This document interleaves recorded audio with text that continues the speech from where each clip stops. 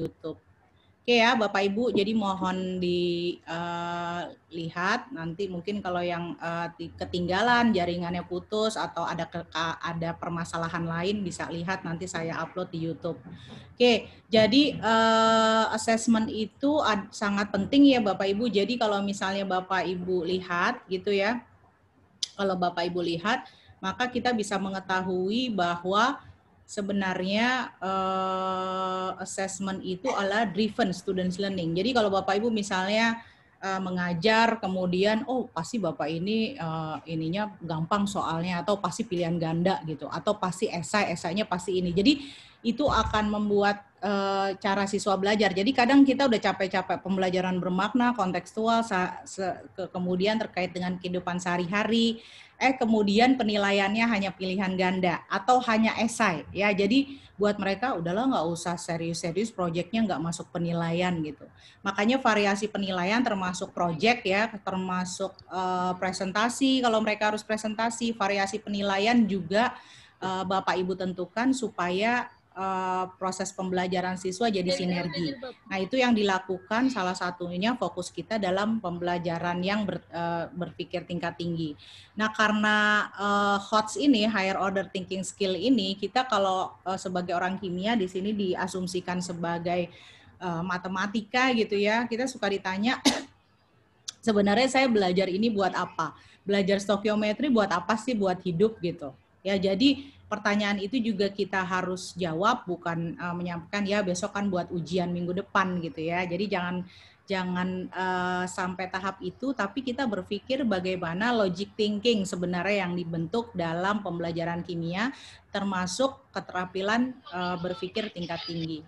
Nah, kalau misalnya kita lihat saat ini banyak kritik ya tentang sistem pendidikan gitu ya, yang semua orang dianggap sama, diassess dengan proses yang sama gitu, kemudian akhirnya menghasilkan orang yang dianggap sama outputnya gitu. Padahal sebenarnya pada akhirnya kreativitas, disiplin, intelligence gitu ya, itu berkurang gitu. Nah, kemarin saya sudah menyampaikan karakteristik pembelajaran kimia ya. Jadi karena kita penilaiannya di pembelajaran kimia, maka kita harus memahami bahwa dari filsafat dan sejarah kimia ya. Jadi mungkin kalau Bapak Ibu sering mengajar struktur atom ataupun teori asam basa ataupun apapun, hampir semuanya ya. Karena nih kalau filosofi kimia dan pembelajaran kimia akan terkait dengan sejarah itu sendiri ya.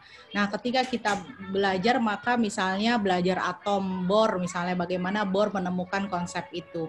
Ketika itu disampaikan kepada siswa, kita juga harus memahami bagaimana prosesnya gitu ya.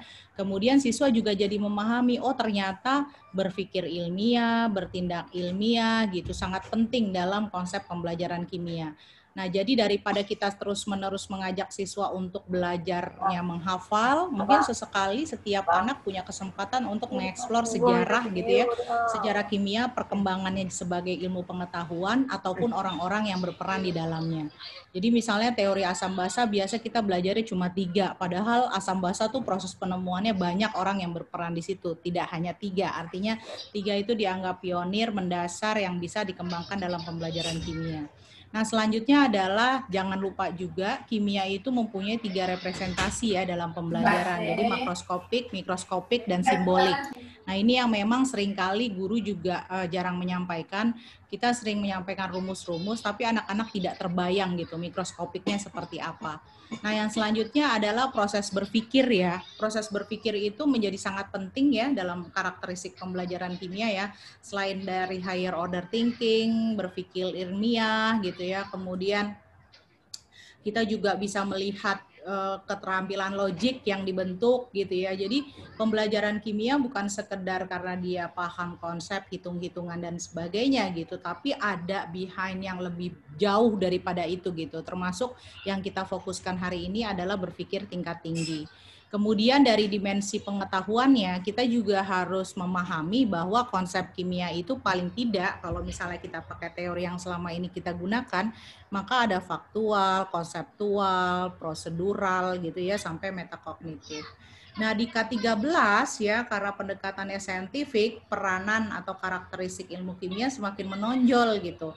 Karena memang difasilitasi dengan siswa diberikan kesempatan untuk discovery, inquiry, kemudian higher order thinking skill yang didevelop dari framework 21st century skill misalnya, salah satunya gitu ya. Jadi apa yang disampaikan di sini pada akhirnya berrelevan lah dengan harapan yang ada di kurikulum 2013. Nah, jika misalnya Bapak Ibu lihat gitu ya, jadi mungkin Bapak Ibu mulai sekarang membaca ya, ada buku namanya Chemistry Education Research, bukan jurnal ya, ini Chemistry Education Research Best Practice ya, saya ada bukunya. Jadi di situ ada bagaimana konsep dasar, kemudian pembelajaran, kemudian karakteristiknya gitu ya.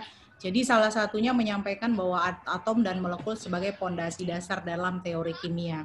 Jadi kalau misalnya bahkan ada video ya yang saya tonton itu menyampaikan sebenarnya kimia itu gara-gara elektron saja gitu, sampai seperti itu. Jadi reaksi kimia berubah karena misalnya ada perpindahan elektron, kemudian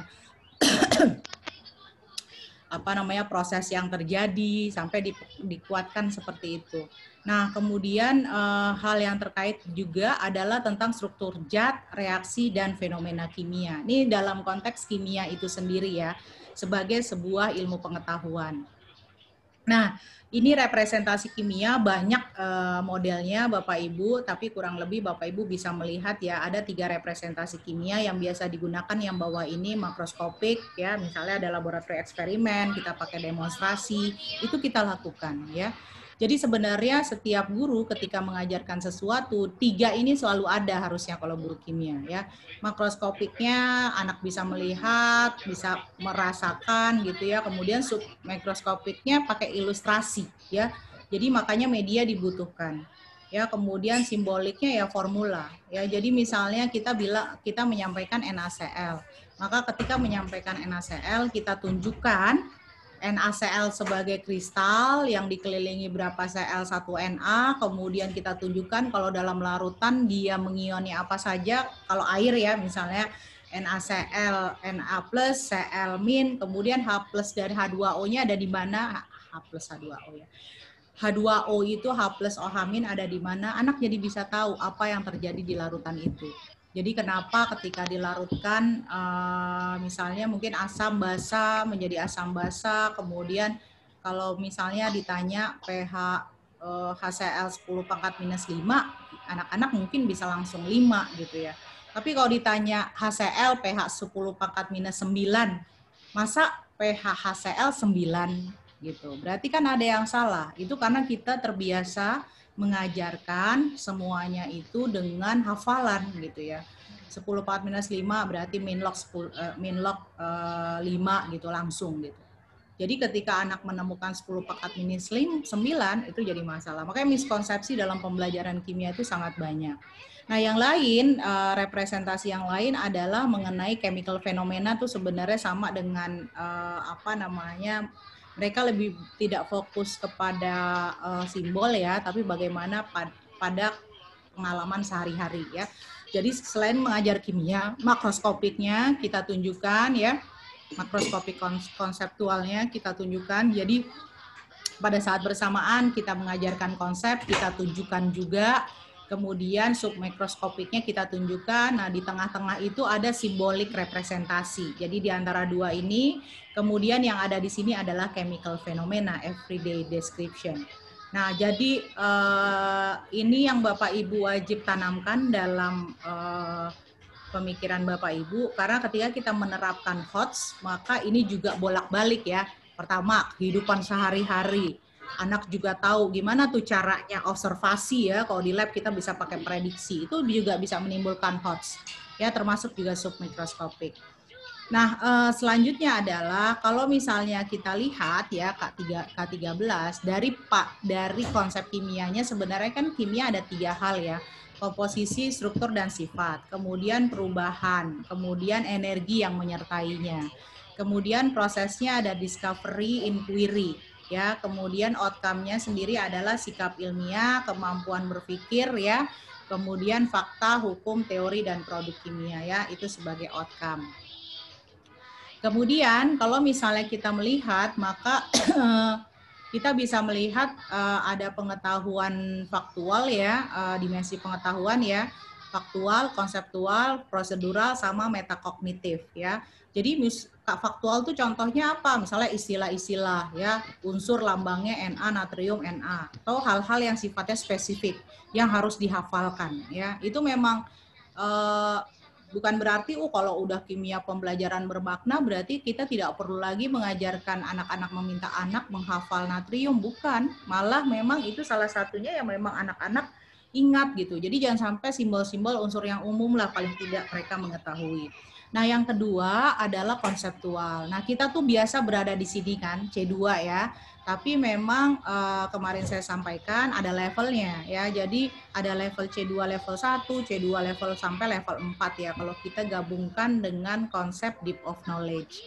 Ya, nanti Bapak Ibu bisa melihat nih kalau pengetahuan konseptual misalnya klasifikasi, kategori, prinsip, generalisasi, teori, model, struktur gitu ya. Yang kemarin saya sampaikan, tolong ingat-ingat apa bedanya masing-masing istilah konsep tadi. Kemudian kalau pengetahuan prosedural ya, misalnya keterampilan spesifik dan algoritma. Makanya biasa stokiometri masuk ke sini, praktikum masuk ke sini, teknik-teknik prosedur masuk ke sini ya. Jadi ini yang kita analisis dalam karakteristik materi. Nah, kalau metakognitif ya, kalau Bapak Ibu buka websitenya RSC, Bapak Ibu bisa melihat bagaimana seorang guru menerapkan metakognitif dalam pembelajaran kimia ya. Jadi sampai bagaimana strateginya, sampai meminta siswa untuk mengkontekstualisasi dalam konteks dirinya sendiri, kemudian melakukan refleksi. Oh, jadi kalau saya menjawab soal stokiometri seperti ini, mudahnya itu seperti apa? Jadi sampai diarahkan oleh gurunya. Nah, selanjutnya Bapak Ibu, ini ada yang taksonomi Bloom yang jangan lupa kalau sudah belajar assessment ini diingat-ingat, mau tidak mau dibuka-buka lagi ya. Jadi bagaimana siswa khususnya kognitif ya, karena mengingat, memahami sampai akhirnya mencipta ya. Kalau misalnya afektif menjadi karakter ya, makanya kalau menjadi karakter itu yang paling penting adalah siswa menerima nilai-nilai yang kita sampaikan. Kemudian kalau psikomotor, praktikum biarkan anak meniru dulu ya. Baru pada akhirnya dia bisa menjadi natural, titrasi jadi biasa saja gitu ya. Awal-awalnya mungkin kaku ya. Jadi proses itu yang kita lalui. Nah, selanjutnya ini yang kemarin kita lakukan ya, analisis karakteristik materi supaya kita paham sebenarnya materi ini posisinya ada di mana. Sebenarnya ini kan standar minimal. Jadi kalau misalnya Bapak Ibu ingin, saya inginnya sampai menganalisis, biarpun anak saya bisa sampai menganalisis, biarpun kurikulumnya hanya sampai memahami ya. Jadi itu diserahkan kepada Bapak Ibu. Nah, selanjutnya ini yang kemarin sudah kita lakukan ya, misalnya siswa mengurangi konsep, ini ada di buku aslinya di dalam bahasa Inggris, saya coba translate supaya sesuai saja. Kemudian siswa belajar mengaplikasikan. Jadi misalnya indikator pencapaian kompetensinya, IPK-nya, siswa akan belajar, siswa menerapkan pendekatan untuk mengurangi, memakai lagi, reduce, reuse itu ya Bapak Ibu untuk konservasi alam. Berarti kita akan itu dimensi proses kognitifnya adalah kata kerjanya menerapkan begitu ya. Kata bendanya, pengetahuannya itu yang dilakukan adalah tadi ya 3R ya. Kemudian reuse, mengurangi, reduce, reuse, sama recycle ya. Jadi 3 kata bendanya itu di 3R tadi. Berarti ada dimensi ini, dimensi pengetahuannya ya, karena dia melakukan prosedural, kemudian di sini juga menerapkan. Jadi dia posisi indikatornya ada di sini di 3C. Oke ya. Bapak Ibu, sekarang kita masuk ke HOTS yang akan Bapak Ibu lakukan. Akan saya sampaikan terkait dengan karakteristik HOT itu sebenarnya apa? Sebenarnya kita bisa pakai banyak teori, tapi teori yang mudah adalah teorinya Bloom, C4 sampai C6. Ya. ketika kita bicara tentang karakteristik HOTS, maka yang harus kita pahami adalah stimulasi HOTS ini perlu kita lakukan. Jadi kalau buat soal, maka stimulasinya apa yang mau digunakan, konteksnya apa ya. Nah, kemudian dari teori pembelajaran, orang bisa mengkonstruksi higher order thinking-nya kalau dia juga mengetahui, dia juga memahami ya. Jadi jangan-jangan selama ini anak-anak kita tidak berpikir kritis karena sebenarnya dia nggak paham konsepnya. Dia inget juga enggak gitu ya. Jadi masalahnya di level lots-nya, lower order thinking ya.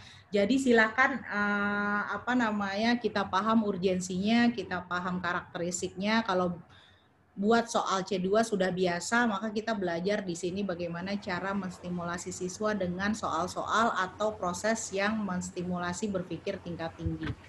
Nah, ini memang bagian dari thinking skill ya, learning and innovation skill ya, di yang warna kuning ya, mengenai ability of higher order thinking gitu ya. Jadi memang yang digunakan higher order thinking skills ya, yang ada di Bapak Ibu biasa nulisnya di 4C ya, creativity, kemudian yang masuk ya creativity, kemudian critical thinking, kemudian communication dan collaboration, hal yang satu lagi karena masuk ke bagaimana dia berkolaborasi dengan orang lain. Nah, higher order thinking skill itu juga bisa masuk problem solving skill gitu ya.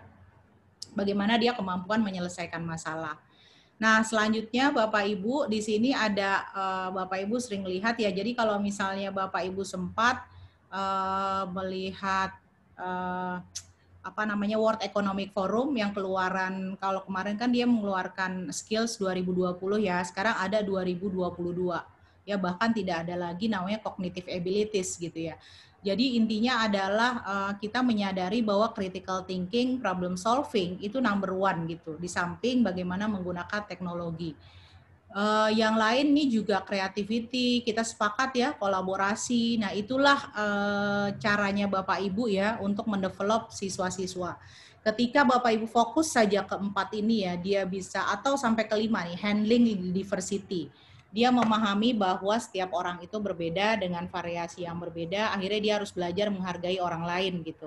Nah, itu yang memang terpaksa harus kita develop dalam hal ini. Kemudian karena terkait juga dengan K13, maka kita harus bersikap gimana nih cara menilainya gitu ya. Nah, karakteristik higher order thinking skill biasanya memang kompleks, bukan berarti kayaknya panjang tulisannya, enggak ya. Kompleks itu ketika siswa mengerjakan soal, dia terpaksa untuk tidak bisa langsung menjawab gitu. Jadi misalnya gini, kita menanyakan konsentrasi. Konsentrasi misalnya kita misalnya konsentrasi apa? Misalnya molar ya, yang konsentrasi molar yang Bapak Ibu bisa pakai gitu ya. Misalnya bagaimana perbandingan jumlah mol ya, kemudian dengan volumenya misalnya. Nah, gimana caranya kita buat supaya dia tidak langsung menemukan? Kan nggak mungkin kita langsung tulis sekian mol dalam berapa volumenya, berapa larutannya gitu. Maka kita coba misalnya molnya kita buat soal dulu yang lain gitu. Jadi dia punya kemampuan mengaitkan dengan konsep lain. Supaya dia dapat mol, oh mungkin dia udah pernah belajar tentang konsep konsep mol, masukkan ke situ. Atau mau lebih kompleks lagi, gas gitu ya, atau hal-hal lain yang sebenarnya membuat dia nyari-nyari dulu ketemu mol baru bisa ketemu molaritas ya. Jadi itu yang membuat soal HOTS itu dianggap kompleks ya gitu buat anak-anak, karena anak-anak inginnya instan, simple. Kemudian ini juga berpikir logis, kritis, kreatif ya. Jadi kalau mau pakai case study, anak jadi berpikir, oh iya harusnya menyelesaikannya seperti ini. Oh harusnya dalam konteks saya seperti ini ya. Jadi makanya HOTS ini membutuhkan pemahaman yang mendalam. Nah ini sebenarnya content free pada saat bersamaan content related gitu. Jadi maksudnya misalnya bisa jadi tidak hanya satu konten yang terlibat gitu ya. Dan kita lebih banyak kepada bisa jadi ya ini nggak ada hubungan dengan secara langsung terhadap topik. Jadi menyelesaikannya tuh butuh multidisiplin, itu juga bisa dilakukan ya, tidak hanya kimia ya, tapi tetap related. Nah, kemudian yang lain lagi, makanya biasanya yang digunakan adalah esai, biarpun pilihan ganda memang agak susah kan mengukur C4 sampai C6, maka itu ada possibility untuk more than one fixed answer gitu loh. Jadi bisa jadi Bapak Ibu buat pilihan ganda tapi ada dua, yang jawabannya ada dua gitu. Jadi anak diminta untuk menganalisis konteks itu ya dengan jawaban lebih dari satu. Nah, dari teori pembelajaran ya, jadi dari Piaget, kemudian dari Bloom, kemudian dari Gagne, dari Marzano, ini yang terkait dengan berpikir tingkat tinggi ya. Jadi dari Marzano menyampaikan core thinking skill, kreatif, kritis, Gagne menyatakan problem solving, Bloom menyatakan HOTS ya, analisis, sintesis itu evaluasi, Piaget menyatakan scientific reasoning ya, sampai uji hipotesis yang terkait dengan scientific approach.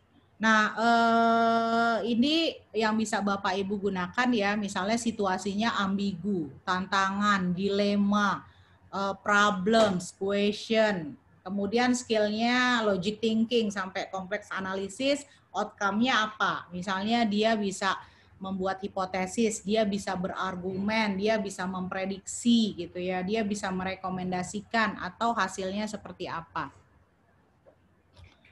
Kemudian selanjutnya saya sampaikan juga dari proses berpikir ya. Jadi kalau misalnya dari ahli ini kita kan belum orisinilnya pengetahuan, pemahaman, penerapan, analisis, sintesis, evaluasi. Yang revisi kan dibalik saja ya. Nah, HOTS ada di sini ya. Dari dua ahli ini adalah kritikal dan kreatif. Nah, HOTS proses berpikir yang tidak sekedar merecite, merujuk, menyatakan kembali dan merecall ya. Jadi dia lebih mendalam ya di dalam tiga proses itu.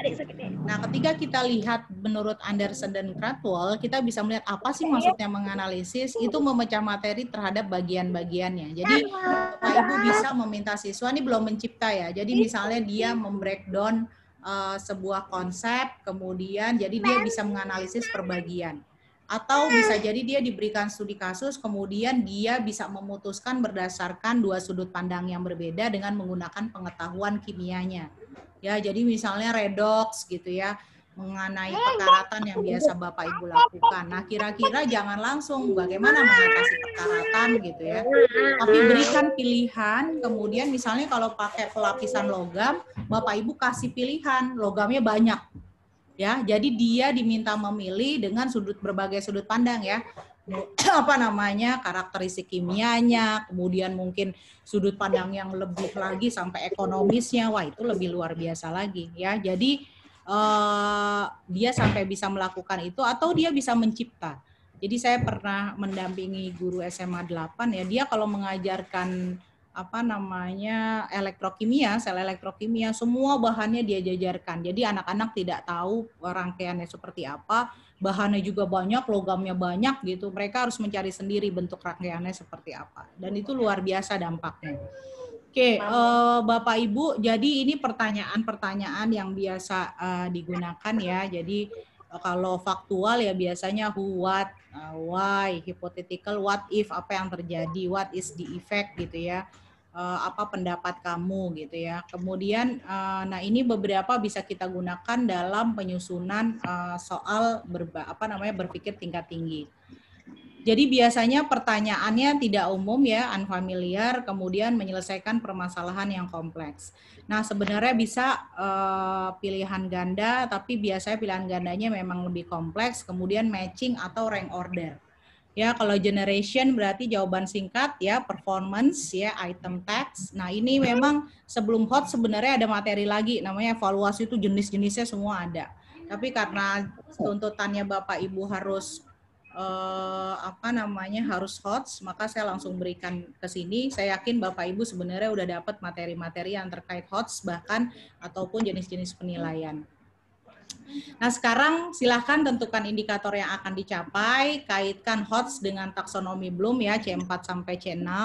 Kalau misalnya Bapak Ibu menyusun jadi soal-soal ini semuanya soal HOTS, Nah, yang lain kalau Bapak Ibu gunakan di media pembelajaran, misalnya Bu Yuli ada yang C1, C2 gitu. Tapi jangan dimasukkan ke sini karena kita sedang fokus ke menyusun soal berpikir tingkat tinggi.